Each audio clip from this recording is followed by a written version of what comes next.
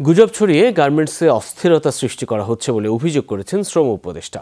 বলেন, জড়িতদের অনেককে চিহ্নিত করে ব্যবস্থা নেওয়া হচ্ছে। অন্যদিকে স্বরাষ্ট্র উপদেষ্টা দাবি করেছেন আইনশৃঙ্খলা পরিস্থিতি খুব ভালো না হলেও সন্তোষজনক। জানান, পুলিশ, আনসার ও বিজিবিতে নতুন নিয়োগ শুরু হচ্ছে। যৌথ অভিযানে বিচার বহির্ভূত হত্যাকাণ্ড ঘটেনি বলেও দাবি করেছেন তিনি। এবার ইতিহাসের সবচেয়ে ভালো দুর্গাপূজা হবে বলেও আশাবাদী উপদেষ্টা। কোনোভাবেই নিয়ন্ত্রণে আসছে না পোশাক খাতের অস্থিরতা। সবশেষ সাভারে নিহত হয়েছেন একজন শ্রমিক।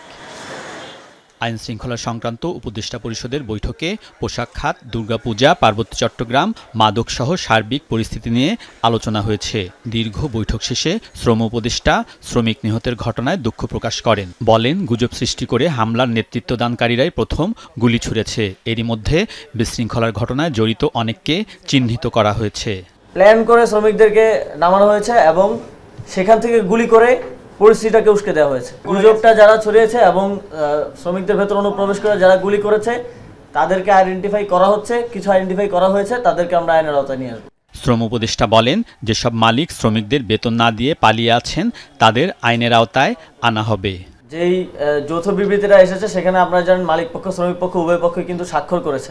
স্বাক্ষর করার পরেও মালিক পক্ষ থেকে যারা সেই দায়িত্বটা পালন করছে না, সেই দাবিগুলো বাস্তবায়ন করছে না, তাদের বিরুদ্ধে আমরা তখনই বলেছিলাম তাদের বিরুদ্ধে আইনানুগ ব্যবস্থা নেওয়া হবে। এবং শ্রমিক পক্ষের থেকেও যারা স্বাক্ষর করে গিয়েছিলেন তারা যদি কোথাও তাদের দায়িত্বের ব্যত্যয় ঘটে সেক্ষেত্রেও আমরা তাদের সাথে কথা বলবো, এই জবাবদিহিতাটা আমরা নিশ্চিত করব। অন্যদিকে স্বরাষ্ট্র উপদেষ্টা বলেছেন, সরকার আইন শৃঙ্খলা পরিস্থিতি স্বাভাবিক করতে কঠোর নতুন করে পুলিশ, আনসার ও বিজিবিতে নিয়োগ দেওয়া হচ্ছে। আইন শৃঙ্খলা পরিস্থিতিতে খুব ভালো আমি বলবো না, বাট স্যাটিসফ্যাক্টরি আমি বলবো। কনস্টেবলদের নিয়োগের জন্য অলরেডি অ্যাডভার্টাইজ করে দিছি। কিছুদিনের ভিতরে, আজকে কি কালকের ভিতরে আপনারা দেখবেন এসআই নিয়োগের ক্ষেত্রেও কিন্তু আপনারা পেয়ে যাবেন। আমরা আনসারের ক্ষেত্রেও নতুন নিয়োগের ব্যবস্থা করতেছি এবং বিজিবির ক্ষেত্রেও আমরা নতুন নিয়োগের ব্যবস্থা করতেছি। দুর্গাপূজার নিরাপত্তায় যেসব ব্যবস্থা নেওয়া হচ্ছে এতে আগের চেয়ে এবার পূজা নির্বিঘ্নে হবে বলে আশাবাদী উপদেষ্টা।